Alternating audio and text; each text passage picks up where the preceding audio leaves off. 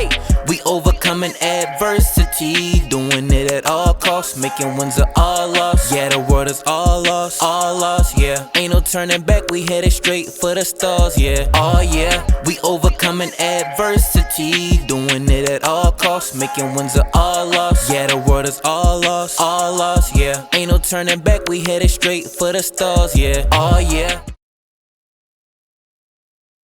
Adversity podcast. We go real deep into some tough conversations and real life stories with some people that have been through some challenges and obstacles that leads to transformational growth and being resilient. It's all about breaking the bottle with all the things that we bottle in. Before we get started to the show, make sure you subscribe to the channel. I'm your host, Michael Allison. Today we have on the show a father of 3 beautiful kids, a United States Marine Corps combat veteran. He's in the physical security industry for over 15 years. He's also a self-taught knife maker and a gunsmith. You can follow him on social media at Bruzek Knives. Let's welcome to the show my brother for over 20 years now, Mr. Ryan Bruzek. Hey, thanks, Michael. Thanks for having me on. It's a pleasure. What's going on, bro? How you doing, man? I'm doing good. It's man, good thank seeing you for you. hopping on with me, man. You know, it's been a minute that we've been talking about this podcast, trying to get you on the show. And I've been thoroughly impressed by your journey, man. Ever since you got out of the Marine Corps, I've seen like your growth, I've seen your progress. And I said, man, this guy has a tremendous story that I think that he could share with the world. And just so people to see like how resilient you have been throughout your journey, bro. So welcome to the show, man. If you could tell me, man, before you got to this level, this resilient mindset, bro, how did it get started, man? Long story, like for most of us. I grew up in the Midwest. Great family, great support family. So, I grew up in the late 80s, early 90s, much as you did, growing up on movies like Rambo and Arnold Schwarzenegger movies. So, you had that instilled with you in that young age. So I think that's what drove a lot of us, at a young age to play war in the backyard, with guns and knives and toy knives. And, that's kind of what propelled a lot of us, I think, in our era to join the military at the time we did. Not to mention 9/11 happening as well. So fast forward, I got out of high school. I always wanted to join the Marine Corps. That was kind of my destiny, my path. I had a whole family history of military behind me. And I got sidetracked. I was really big into art, drawing. I got a little scholarship to the Art Institute. So I went and did that. One day while sitting in traffic, 9/11, listening to the radio, and, the planes hit the towers. So I stopped school that day, turned around, went to the recruiter, signed up, waited for quite a few months before I could get in. But that was kind of my propel into it. So, I just need that little slap on the ass to get me going back into that mindset. But I think that was the case for a lot of us in that time and era. A lot of us, even if we didn't sign up before 9/11, I think a lot of us who had that mindset, 9/11 happened. I mean, that just propelled a nation of us, young men and women, to join up and serve our country. So that's kind of what led me to the Marine Corps. Awesome, man. That's bad. Yeah. That's badass, bro. That's badass, man. Fast forward to the Marine Corps. I had the pleasure with serving with you, Michael. It was a pleasure. You were one of those Marines always that inspired me. I looked up to. I felt we had a lot in common, even though we might not have talked a lot about it. You were very quiet and stern, and it impressed the hell out of me. And you had that introvert feel to you, but yet you could command. You could get that respect out of Marines. And I love that. Being an introvert myself, I looked up to that. And, you were always that type of Marine that I always wanted to impress, being a junior Marine under you. So it was a pleasure serving with you, going to war with you, and a pleasure seeing you move on to all these different places in your life over the years as well. I got out of the Marine Corps like most of us did after 4 years. Some stayed in longer. Some are still into this day that we served with. I did my 4 years. I was married at the time. The wife didn't want to do it, so we went ahead and we got out. Life became mundane, as it does for most people, I think. And, you start living this average life. And I think that's what happens with a lot of people. You think you did your best work at times like that in your life, and you think there's nothing more you can achieve beyond that. So a lot of us in life, we do something amazing. And for a lot of people, sadly, I think it's in high school too. You're the varsity guy on the team, the captain of the team, and you get out of high school and, there's a whole big bad world out there, and that was your fine moment in the lights. So I think a lot of people live on those past achievements, and they just ride that tailcoat for their life. And that's what I was doing for several years after the Marine Corps. And, I just figured that was the best thing I ever done in life. The rest is just mundane and 9-to-5 job and kids, and that's it. So after 18 years of a marriage, I decided to depart that marriage, and I asked for a divorce. There were several circumstances surrounding that, and I found myself in a dark place. When I got out of the Marine Corps, I was diagnosed with PTSD, service connected with that. So I had that in my closet that I was kind of bearing away for a lot of years. I didn't like to talk about it. I felt embarrassed by it. I had traumatic brain injury from hitting that landmine when we were over there. So, I had that connected as well. So I had a lot of stuff I was bearing during my years of marriage and, becoming a father. And, after 18 years, when I asked for that divorce, it was one hell of a battle, and it just sparked up everything in my past and kind of rolled it into one fireball for me. So I think that's kind of what led me up to these big pinnacle changing points the past couple of years of my life. Wow. Bro, man, that's a tremendous story, bro. Just ultimately being resilient. I applaud you for that. First and foremost, man, thank you for those words that you said about me, man.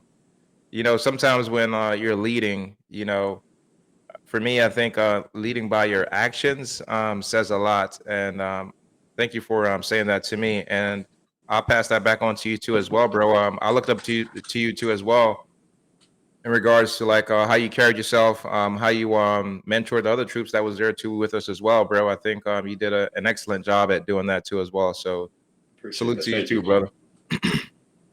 Man, so we have a lot to unpack there from that story, bro. I want you to tell me, like, I grew up on watching Rambo too. So after me and my brothers used to watch Rambo, we used to like go in the backyard and like play it out. You know what I mean? So if you would, man, tell me a little bit about how you grew up as a child, for you to even like get into Rambo and stuff like that. Did you have brothers? Did you have sisters? Tell me a little bit about your mom and your dad, bro. Yeah. Like I said, typical Midwest family. I was lucky enough. I had a very supportive family growing up, so that was amazing. No brothers. I had one sister who was older, about 4 years older. So we really didn't click. She was, already in high school, and I wasn't even there yet. So it was basically just me and my friends. I was more the outcast, the rebel as a kid growing up. I liked getting in trouble. I loved getting in trouble. I loved testing people. But I also had a lot of respect. It was, it was this weird scale that I liked to play. I knew my boundaries. I knew how to conduct myself, but I loved to test. I loved to get in trouble. I'd like to seek adventure. That was my thing growing up. But I think our generation, it was well defined by those action movies. I think it was. A lot of us looked up to those. They are what kind of babysat us during the summers, and they were kind of our parents when our parents weren't there. We watched these cool movies, and we went to go play with the neighborhood kids and, reenact all that stuff. So yeah, man. Rambo was my thing. American Ninja was one of my thing. Jean-Claude Van Damme was one. Bloodsport and all that. Yeah, man. Chuck Norris, all those guys, man. I used to watch all those shows. Yeah. So you are right. We have a lot in similar, bro, because I was mischievous. I tested things. I think you had said some things to me, from my book. You were like, "Oh, I used to do some of these same things too," or whatever. So, all right. So you joined the Marine Corps, and it inspired you through 9/11. Like you immediately made a U-turn and said, like, this was a decided moment in my life.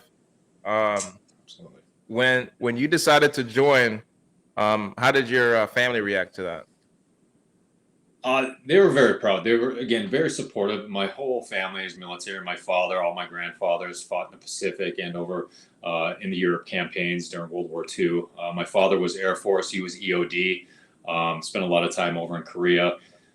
So yeah, it was kind of a no-brainer for me. It's what I wanted to do. I just, at the time, yeah, I was that 18-year-old kid, and I was free. I could go do what I wanted. So I wanted to try school first. But it always resonated in the back of my mind. Even going to school, I would look around at people and I was like, these aren't my people. I could feel that sense of not fully belonging to where I was at the moment. So, 9/11, it changed it forever. It propelled me to where I needed to go. Okay, so you joined the service. What was like your expectation? Like once you onboarded, went through boot camp, MCT, and all those things. What was that like for you? Tell me about that experience. It was shock treatment I think for most of us. No matter how much you read about it, or how many Full Metal Jacket movies you watch, it's just that feeling is. I remember getting on that bus, and I remember getting off that bus, and you're just like, what the hell did I just do? You're like, wait, can I just go back for a minute? Can I just focus for like a day? It's scary as hell, but that's what makes the Marine Corps what it is, and it's so amazing about it, and creates that brotherhood. And I wouldn't take it back for anything. My expectations were, it is what I thought it was going to be. A little bit more scary at the moment, but as I progressed, and once we got to our MOS, our 1833 MOS, and got stationed at Delmore there, it felt like home. I loved it. I loved Alpha Company. I loved where we're at. I loved our platoon. So it was amazing. Absolutely. So Marine Corps is honor, courage, commitment. So if you can, man, tell me, what did you cherish about that brotherhood from the Marine Corps? Everything about that. So one of the biggest things for me is growing up, I didn't have a brother. I didn't have that. And I was one of those kids that I would have loved a brother just to play war with, and just have that brotherhood with. I didn't have that growing up. I kind of felt like an only child a little bit. Not so much because any neglect or anything, but I had an older sister, and she was older, doing her own thing. So it was just kind of me growing up, and being part of that brotherhood was amazing. And then the instilled, honor, courage, and commitment, just the ethos of everything that the Marine Corps stands for it was just beautiful. It resonated with me. Like I said, when I was a kid and I was getting in trouble, I like getting in trouble, having an adventure, but I had those instilled values in me. I could tell I had those. I knew I would maybe screw up as a kid, but I knew that was not my life. Right. So while you were in, right, you experienced Iraq. Leading up to that, and the build up to that, I know that there was a lot of emotions, lots of things that was going on probably in your personal life. And if you would share with us leading up to headed to Iraq, before we can get into that part of the story, what was that like for you? It was scary to a sense, but I think a lot of us, when we joined the military, especially those that were compelled after 9/11, you kind of joined expecting that, wanting that. Kind of a letdown if you didn't get it, to say for some.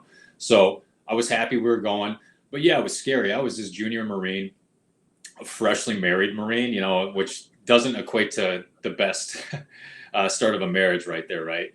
There's a lot of doubt and scary thought process behind that itself. But I was excited, ecstatic as hell to be going and being a part of something bigger than I could ever imagine. Yeah, man, I was pumped up to go. I like when you like with your boys and your brothers, like, and like you all are rallying together, bro. I think that was like one of the most exciting part to like know that we're gonna go do this together. Absolutely. As I think about what you're saying, I think for me, I had to like relinquish and dump a whole bunch of stuff. I didn't want to bring anything with me as I like went into war. So like I broke up with my girlfriend. Like we cut off cell phones, we do all those things, you know what I'm saying? Because I didn't want to be distracted by anything, man. So I know that's something that I did. So when you arrived in Iraq or in Kuwait, then to Iraq, right? What was your first thought?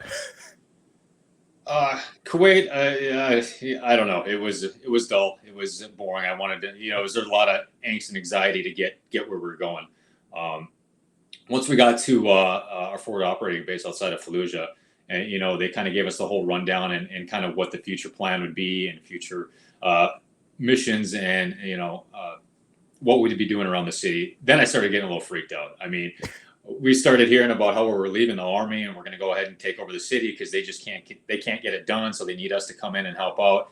And it was just like, holy shit. And then the size of the city, they're saying, population so and so. It was just like, it was crazy. It was mind boggling to me. So it was definitely a scare factor. And I remember those first few days on the FOB too, when mortars would be coming in. we're fresh in country, and I don't know if it was Staff Sergeant Garcia at the time, but I know we were at the chow hall at night, and mortars started coming in, and we all run to the bunkers, and it was so funny, and you'd see other Marines that had been there a while just walking on by. and later on down the line, I can recall, months at the FOB, we'd get mortars coming in, and me and my buddy Rivera, I'd be like, "Hey, Rivera, there's mortars coming in." And they'd be, "Shut up, let's go back to bed." It just didn't even want to get up anymore. So, war is it teaches you a lot about yourself, bro. So, if you could, man, tell me, what was one of the most scariest moments that you experienced in Iraq? If you could share with us. There are a couple. Obviously, with the night or early morning, we went into Fallujah on the north side when we started Operation Vigilant Resolve. That was definitely scary as hell for me.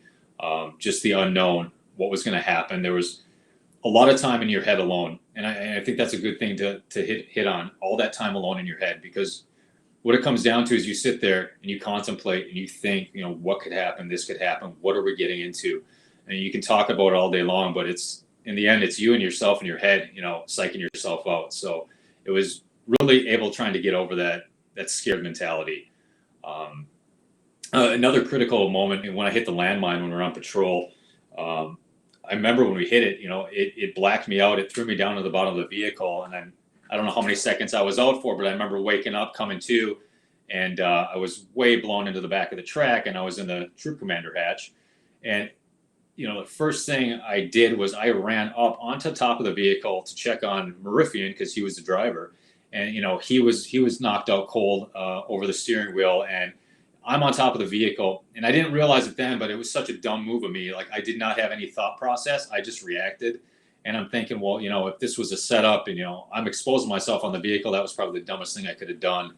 And it was just all these little key things over the months over there that you do and realize you did, and what you shouldn't do, and how you correct them later on. It was, I don't know. It was a lot of scary moments, but good learning moments.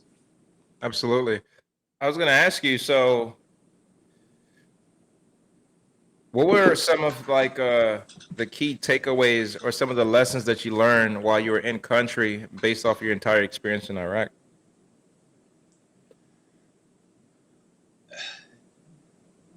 Definitely brotherhood. You have your brotherhood, you have your platoon, you got the guys you train with, but I think you really come to appreciate and love who you are around when you're in those situations. I mean, you go through so many situations, but I think that is the ultimate one when you go through with somebody, and a lot of those for me were, Marifian on my vehicle, Rivera as well in our section, and they were some of my closest buddies over there, and they will be till the day I die.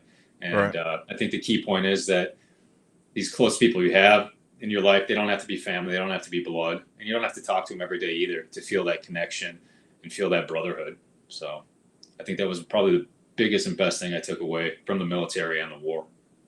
Gotcha. So you served our country bravely, and now you're getting ready to transition and come back to California. And that was a big transition. If you can, bro, tell me about your transition back to just back to country into the United States. And then I want to follow up with you, like, what was that transition with you and your family too as well once you came back to the country? Sure. Yeah. So this is the one thing that stuck with me and will stick with me until the day I die. It's the most crystal clear moment. I don't know if it was for you or if you noticed anything like this. I remember when we landed back in the States and then we got on the bus in California to get back home. I don't know about you, but I remember looking at the sky and seeing how blue it was. And I was like amazed. I was just like, God, how did I not appreciate this more? You're over in Iraq and, the sky is not blue. It's such a nasty color just because Right. of the surroundings, the lack of water and all that. But that's the one thing I remember. And I was just like, my God, it's so beautiful here. And I don't know. I guess that's one of the most beautiful things about, defending or fighting or serving something that you love. I mean, that's one of them right there. Just the beauty of where you come from. So Definitely, man. Yeah. Iraq truly makes you come to a realization and much more of appreciation to like what you have in America, bro. It truly, truly gives you that clear clarity on what it is that you do have. So Absolutely. how was the transition coming back to the United States, and now you just recently got married, and now you're coming back to your wife after being overseas. Yeah. So what was that like for you? It was hard. You're young.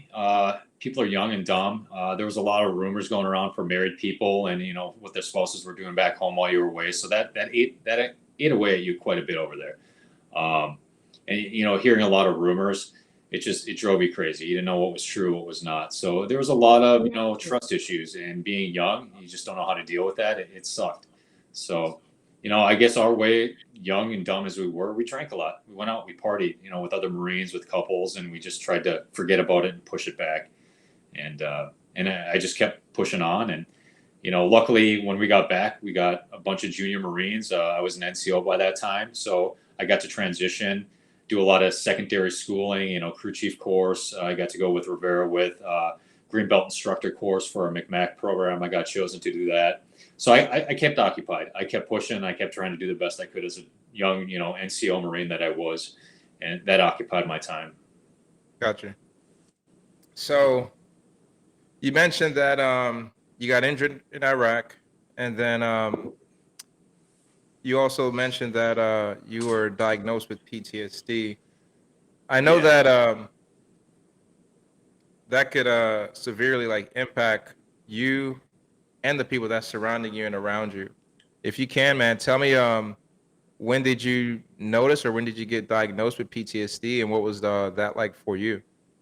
So when we got back, we did quite a few different follow-ups with docs and stuff and questionnaires, and some of the questions I had answered, and because of the TBI and the headaches I was getting, I saw a few medical individuals on base quite a few times, and eventually they put me on some medications for my anxiety and stuff like that. So it was never really fully diagnosed in the Marine Corps.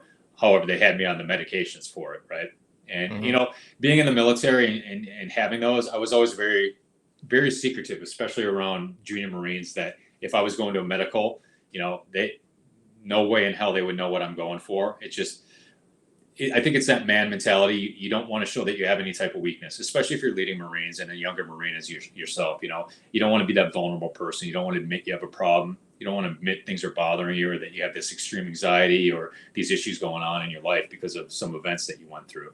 So for me, it was tucking that stuff away in a closet for a long time, even after the Marine Corps, even when I was diagnosed by the VA. It almost felt like you were ashamed to acknowledge that you got some sort of connection because of something like this. And because honestly, everybody has a story. And to me, it's like, I didn't ask for it. I just answered some questions, and they made a decision.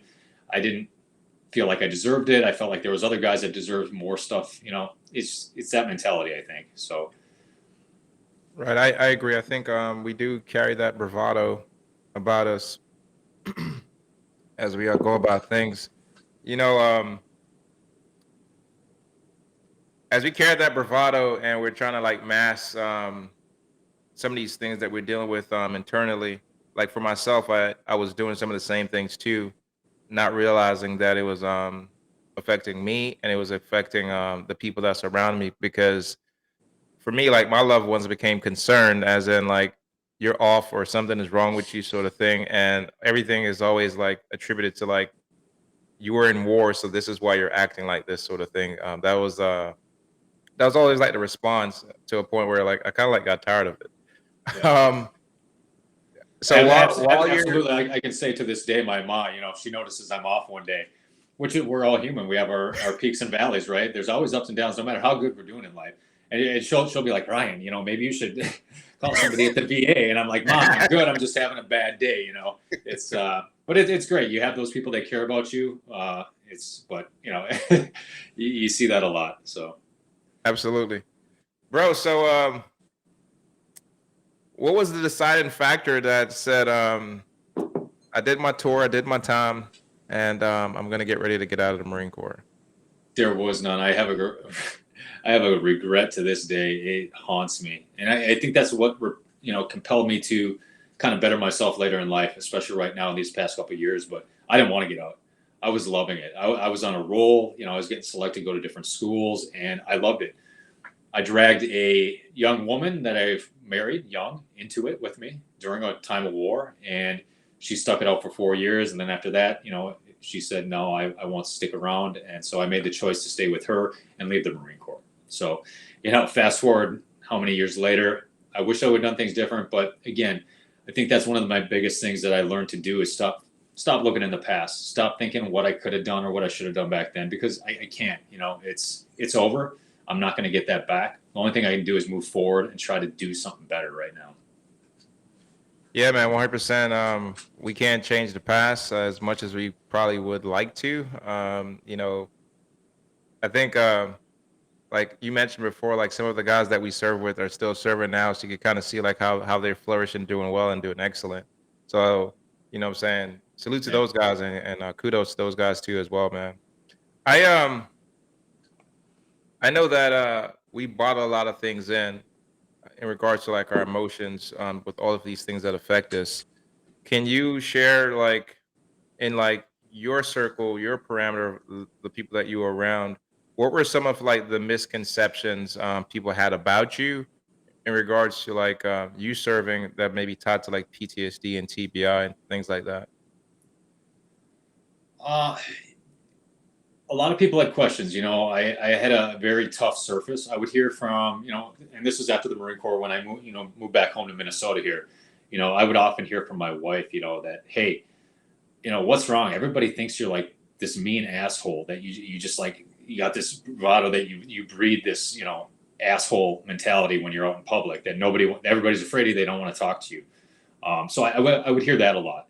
And it wasn't me trying to do that. It was just who I was. I was very introverted type of an individual to begin with. And I think for a lot of years, I just didn't feel like I fit in back home here. And there was a lot of issues too with my memory and remembering small things. I have so many people that know me, and I don't know them. I don't know if that's attributed to TBI or not, but it's just over the years, I can't put people together sometimes. So sometimes I'll be walking by somebody and they might say hi, I don't notice it, and they think there's something wrong with me, that I'm pissed off. But it's just that maybe I didn't hear you because my hearing's not the best, and I just probably don't remember you. So it's I would get that a lot with my with the military and what I was service connected with. So I think that was one of the biggest things that I did notice. And I wasn't big about going out either. I could not stand going out. I could not stand being in crowds. And that was a big deal in marriage too, because, on the other hand, she wanted the opposite. So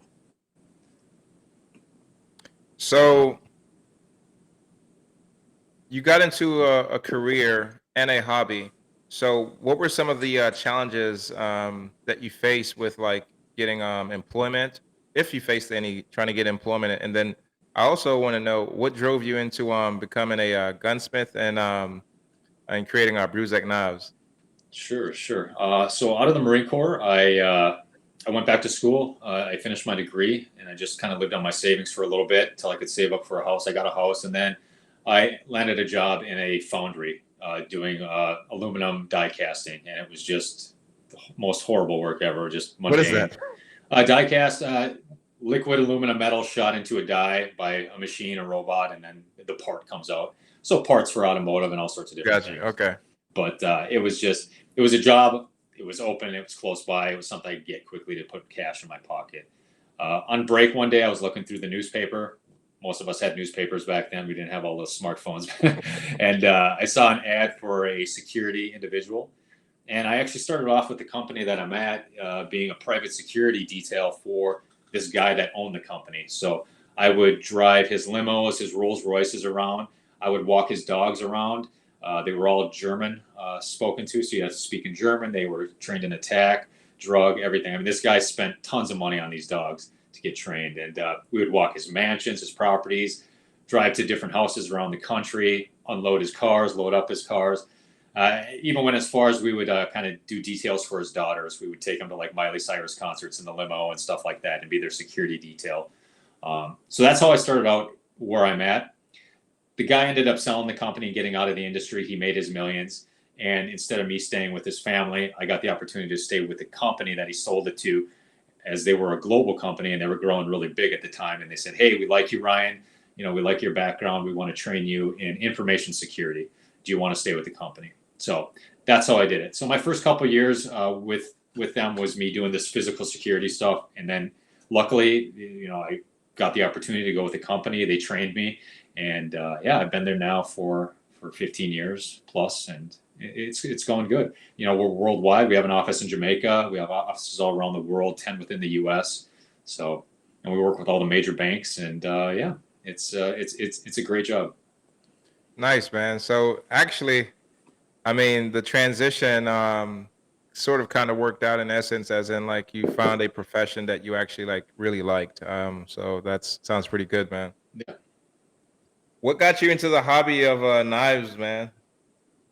Okay, well, knives and guns, right? We grew up with Rambo, so I don't know about you, but I love Rambo's knife. All right, and I got some in my closet here, the originals from like the '80s. But like since I was a kid, you'd go to like a carnival and you'd have the cap shooting game, and you would shoot down like these little switchblades and these little boot knives. And I was always trying to get knives and like have this arsenal of weapons as a kid. So that never went away.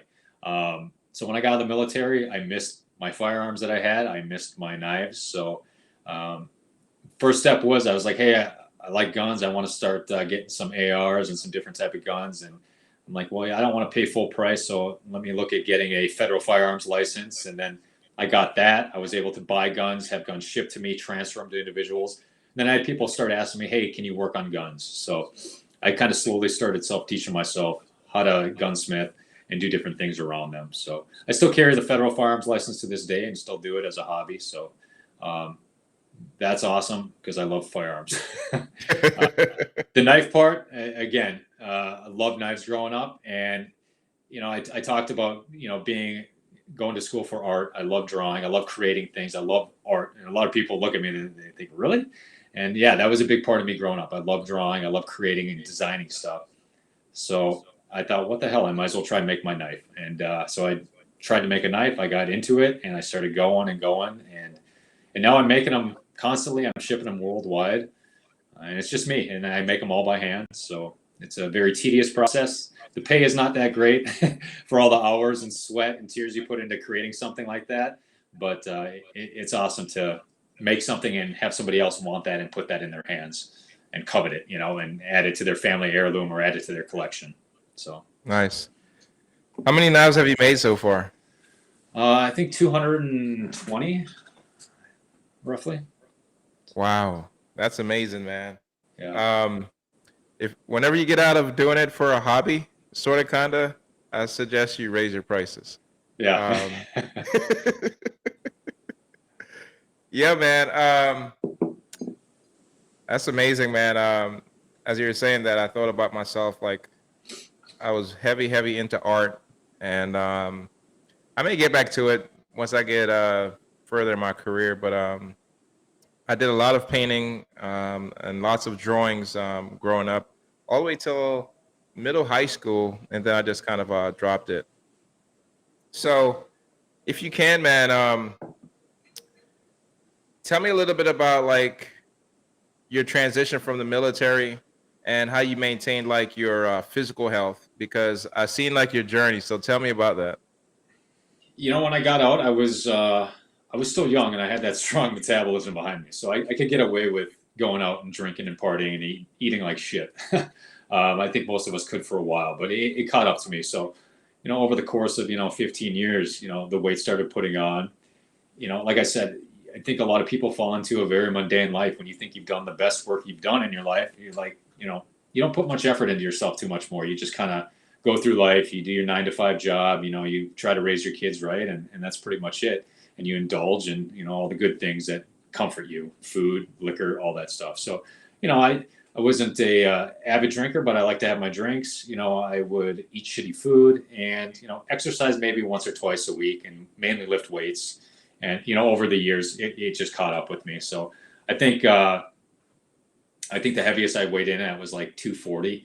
So, it was, it slowly caught up with me, and I always liked working out. It was always a big part of me, but it just wasn't a driving factor. It didn't really, I don't know, do much for me at the time. So you mentioned that at some particular point, you and your wife decided to go your own separate direction. What led to that? And then, if you could tell me, how did that affect your kids? Sure, sure. It's a long, painful story, and I thought about this question a lot and how I want to go about talking about it. And I want to respect her. I chose to leave the marriage. I tried to work with her towards the end and try a few things and a few counselings and stuff like that. But in the end, it wasn't working. She wanted something else, and there's a lot of factors behind my divorce. I don't really want to get into those, just out of respect for her, respect for my kids. I think when the time's right, the kids will eventually know. My oldest one probably has a good idea. He saw a lot of what was happening in the background, but that day will come when they can hear that story. But for now, I try to keep very respectful, despite how toxic. It was like almost a 2-year divorce battle, and it was toxic. It was horrible. But I think the best thing that I learned to do is to try to maintain a civil look on it, and try to be civil about it, and stop the fight and stop the war with her. So I'm not going to get into details on what caused it. I will just say it was toxic, and it was no good for me. And I had to get out of that. Absolutely. I heard a message the other day on your peace of mind and your sanity is ultimately what is what you want when you lay your head down at night, bro. So I totally get it. Yeah. What I wanted to ask you is, as I respect your response, is that how did you cope with like all of the things that you were dealing with from like your military journey, and then some of the things that you were dealing with your transition? How did you cope with that? Was it like counseling? Was it I'm in the gym all the time? Was it what were you doing? It was a lot of things. So for years, like I told you, it was me bottling it up. And I think, like most of us did, you push that shit away and you try to, man it up and move forward and just kind of try to forget about it. And it catches up with you. And again, unfortunately, mine caught up with me during the divorce. It was just a fireball of hell that came at me. How I did it, honestly, Michael, you were one of the first points of contact that reached out to me. And I don't know if you noticed something was going on with me or what, but I don't know if you remember, but you told me about a program in Atlanta that you got me to go to. You said you'd been to it. You gave me the information, and that couldn't have came at the most perfect time in my life. Was it a fix-all? Did it solve all my problems? Absolutely not. And I think that was the biggest thing, too, to learn back then. I went to this program and thinking, okay, I'm going to learn a lot about myself and my mind, my thought processes, who I am as an individual, and how to better myself. And I did learn a lot of key things, but it wasn't a fix-all. It wasn't what I needed. It was a very nice, soft, and scientifical approach to it. And it was just one of the tools that I needed to get by. So I came out of it. I learned a lot, but it didn't fix it. I was still in a dark place. I still needed something else. And what I realized is that, I needed that hard, tough love, that kick in the ass. I could use the soft touch. I could use the scientific methods. I could use the knowledge that was given to me, but I also needed somebody to say, suck it the fuck up and get up off your feet and do better. And that's honestly the mindset that I found. And I found it from a lot of people. And mainly, I thank God for YouTube, because that made me discover so many individuals that I didn't realize were out there that hit home so many beautiful messages to me. So David Goggins, he was one of the first ones I found. I read his books, I was watching his videos, and his messages were perfect. He's a no bullshit type of guy, and he tells you that, hey, if you're fat, go fix it. If you're depressed, go fix it, find the problem. And that's what I needed. And through him, I found people like Jocko, also a Navy SEAL, has some great stuff out there, great podcasts. Coach Payne, Eddie Pinero is another great one I found later on down the line. And he's a lot more poetic type. He quotes a lot of great people out there, a lot of great books. So there's just so many people that I found online, And honestly, to this day, they play in my ears every day when I go running, and when I'm hitting those low points in life. So yeah, but like you said, how did I get through it? It's not just one thing. It's so many things. It was you reaching out to me. It was me finding those videos, those podcasts, reading those books.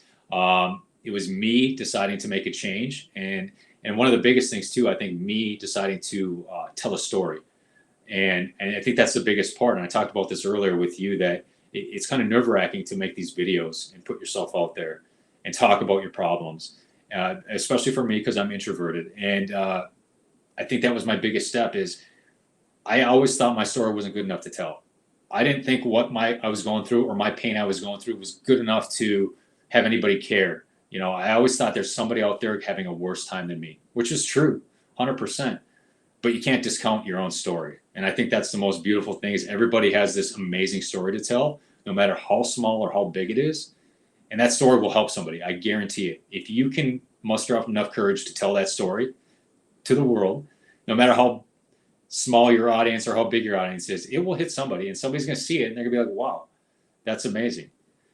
So once I started realizing that and telling my story and making the videos I make, and telling my journey and what I'm doing, people start reaching out to me in the background, and they're like, wow, Ryan, how did you get into this? I'm going through a bad time. I'm going through a divorce, or I'm depressed right now. Tell me your story. How did you do this? And that's when I realized, damn, I'm like reaching a lot of people, and some of these people I don't even know. They'll just somehow find a video of me, and they'll message me, on Facebook or on Instagram, and they'll be like, hey, I loved your story. Do you have a minute? Can I tell you mine? So, and I don't tell these stories to nobody. I mean, these are just private conversations I have with people, and it's beautiful. It's a beautiful thing. So, Yeah, man, that's super impactful, bro. There's so much power in your story. Like I said, that's why I wanted to get you on the show. Like, I mean, I know I have my story, but I know that you have an impactful story too that I think our audience could take away from here. So that's why I even created this platform, because I think there's so many people out here just like yourself, bro, that has like these amazing stories that have overcame so much. You know what I mean? absolutely. So I know for you to get to this particular point of being resilient, because like I know that you had to develop this resilient, tough mindset. Whether it was through the podcasts, was it through the YouTube channels, was it so books, through mentorships, that sort of thing. If you could, man, tell me about like some of the things that you were bottling in, that led to your transformation, and that just being resilient, and you was like, forget it. This is I'm changing. I'm gonna turn on the switch, and I'm gonna change my life right now, right here in this moment. Yeah, it was the thought and the mindset came to me a little before you reached out to me. I think you reached out to me in late 2019. So a little before that, and when my divorce was starting, and we were going into the conversations of the divorce with my ex, and right before you reached out to me, I was just in such a dark place, such a dark mindset, and I was bottling everything up. I wasn't talking to nobody. I was keeping it all to myself, and just hoping I would not explode. And I had so much pain, and the only thing I could think to do was to try to mask that pain with some other pain. Right? I didn't know what my options were. Right? Do I think about hurting myself? Do I what are my options here? And the only thing I could think of was the military. I love the military. I missed it. So I thought of running.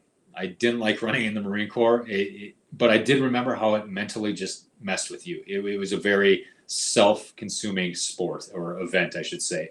It was just you and your mind. That's what got you through it. So I was like, all right. So my big challenge was, I'm just going to go run. I'm going to run till I pass out, have a heart attack, and just don't feel the pain I'm feeling now, but I'll feel a different type of pain. That's what propelled me to kind of go the path I'm going right now. And if most people don't know that are watching this podcast, my big saving grace was running. I run every day. I don't miss a day. I sometimes run 2 to 3 times a day. Yesterday I ran 18 miles total.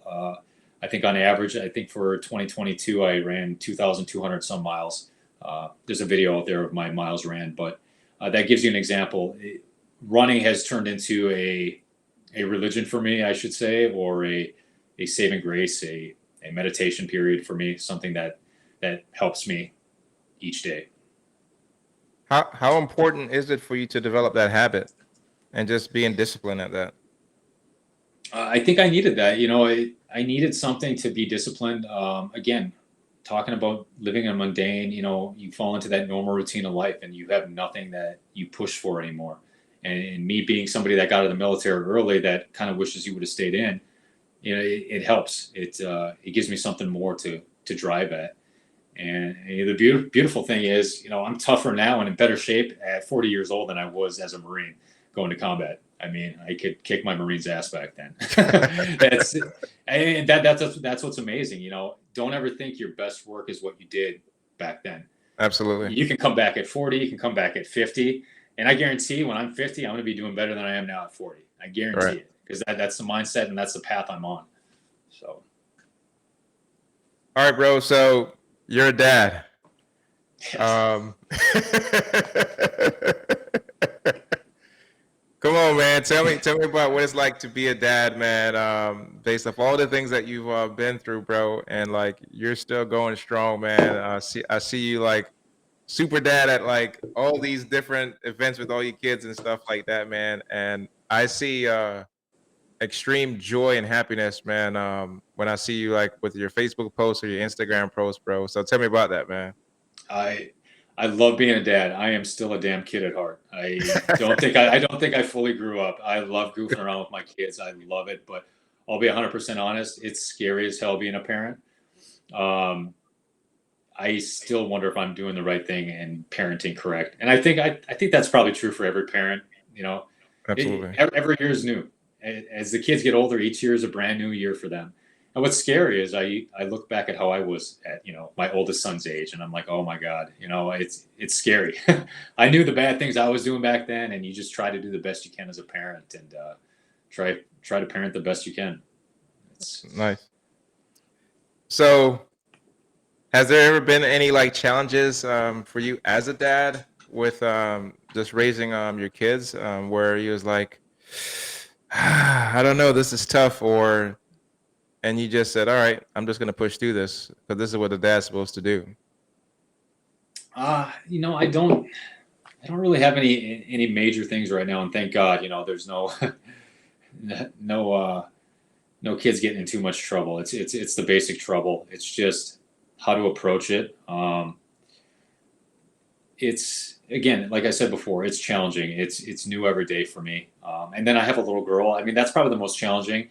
I have two older boys, and then I have my little girl who's in first grade. And, right now my biggest thing for that is trying to braid hair and trying to figure out, the girly things and watch YouTube videos and try to be that figure in her life too. So it's challenging. I'm sure it's going to get a lot harder as she gets older. And the boys are going to have to stay the hell away. So,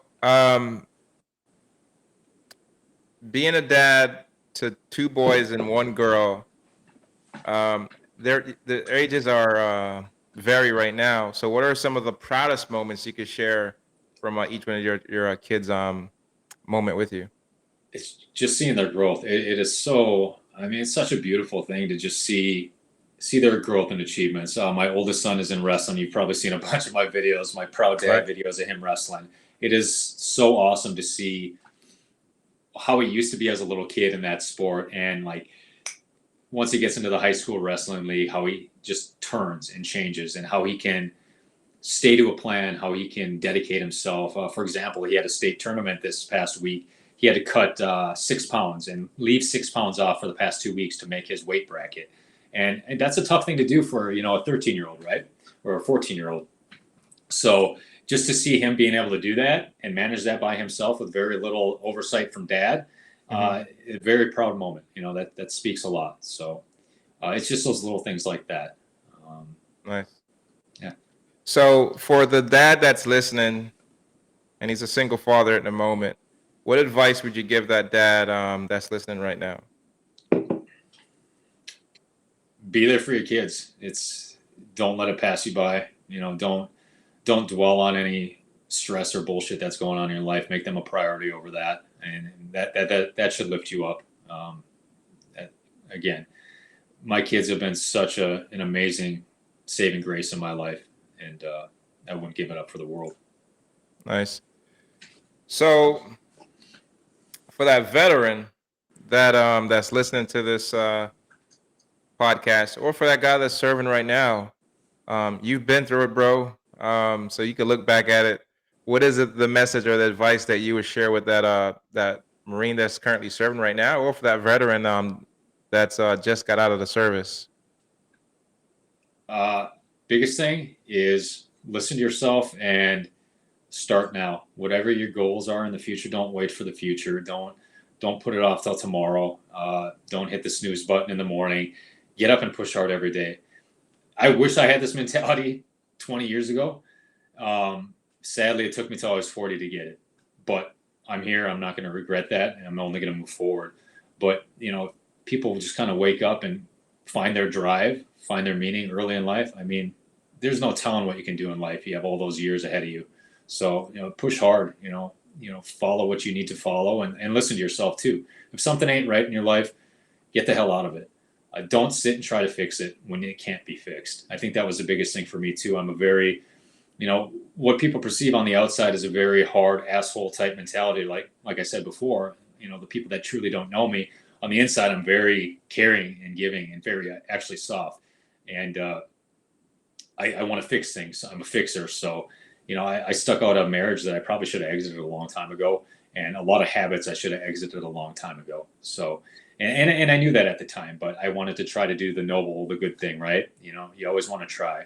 And that's okay. It's okay to try. But at some point, you got to throw the towel and you got to move forward for yourself. So, as we get ready to wrap up here a little bit, you've experienced a lot of things from your childhood. You served, you went to combat, and you went through a divorce. You're a single dad. You got into a career and some hobbies, and it's led to you being very super purposeful, very intentional, from what I could hear. You're living a life on purpose and not taking anything for granted. And I think that's super, super, super inspirational. I know that had to come with a resilient type of mindset. That had to come with some personal growth, some professional development along the lines for yourself. So, for me, just summarizing that up a little bit, what are some key takeaways that you would want for our listeners just to take away from your life and your experiences before we get out of here? Yeah, I think the biggest thing is to do the work. I kind of didn't hit on all the things that I did and tried to do. When people are offering you help, talk with them. Open up. Do therapy. I did therapy, especially going through the divorce, and it helped a lot. Again, all these little things that I did, they weren't one key fix, but more of a mixture of all these key elements together that kind of made a better you. So don't think you're going to find that one all answer and fix everything. Know that it's going to take a lot of tries. It's going to take a lot of different tools, and you're going to have to talk and you're going to have to speak up. You're going to have to tell your story to people. If you bottle it in, nobody's going to help you. Nobody's going to know you need help. So I think that's the biggest thing to take away. Well, thank you so much, bro, for coming by, sharing so much information of your personal growth, man. I hear it, I see it, I believe it, and I'm just super appreciative that, man, we've maintained our relationship throughout the Marine Corps, and I could call on you, you could call on me for anything that we need, brother. Absolutely. What I wanted to do is also like share with us if you have anything that you have coming up, or how can people get in contact with you before we get out of here. Sure. I think the biggest thing, Michael, too, I want to hit on quickly for anybody listening, non-military.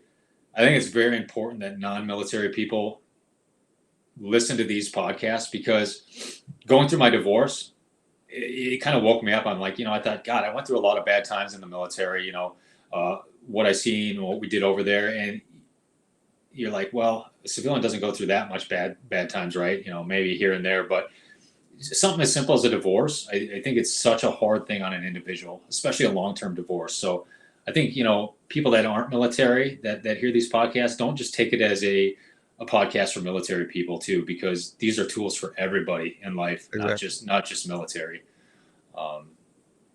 Yeah. Sorry, Michael. Go ahead. Go on with the question. Nah, that's fine, brother. That's fine, man. So how can people get in contact with you, Ryan? Sure. Go ahead. You can Google my name. I'll come up on several platforms. Facebook. If you want to follow me along on Facebook, it's more of my personal page. I do a lot of videos though of my knife work. If you're interested in that, I do a lot of videos of my running, my journey. I'm going to be releasing a why I started running little video. Kind of.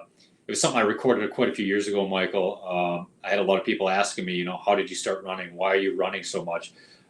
In my local area, I have people taking pictures of me. I have people pulling over on the freeways, on the highways, and they're like, hey, man, what are you doing out here? Because a lot of times I'll be wearing my vest and carrying a flag. So there's a lot of people that don't know my story or why I started running. So I'll be releasing a video on that. Instagram, I'm at Bruzek Knives. A lot of my knife work, I'll do some of my running stuff on there as well. I did start a YouTube channel for my knives. So again, if you Google Bruzek Knives, YouTube will come up there. And one thing I am trying to start in my local area is a local chapter for runners.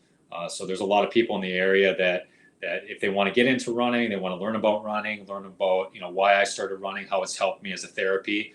I'm trying to start a local chapter in the area and kind of bring people in, whether you're a veteran, whether you're an experienced runner, new to running, what running can do for you. Kind of just educate and help people and kind of show them that that's kind of a means to kind of enlighten yourself and be one of those tools that helps kind of fix. Absolutely. So guys, make sure you follow Ryan on all of his social media platforms. You can check him out on YouTube, Instagram, Facebook. Hit him up, man. My guy has tons of knowledge, tons of experience, and tons of wisdom, as you can hear. As we get ready to get out of here, I'm Michael Allison, your host for the Overcoming Adversity podcast. Until next time, we love you. Peace. Can't complain at all. Couple dollars in my pocket, no it come and go. Been working on my body, getting healthier. Thank God for clarity.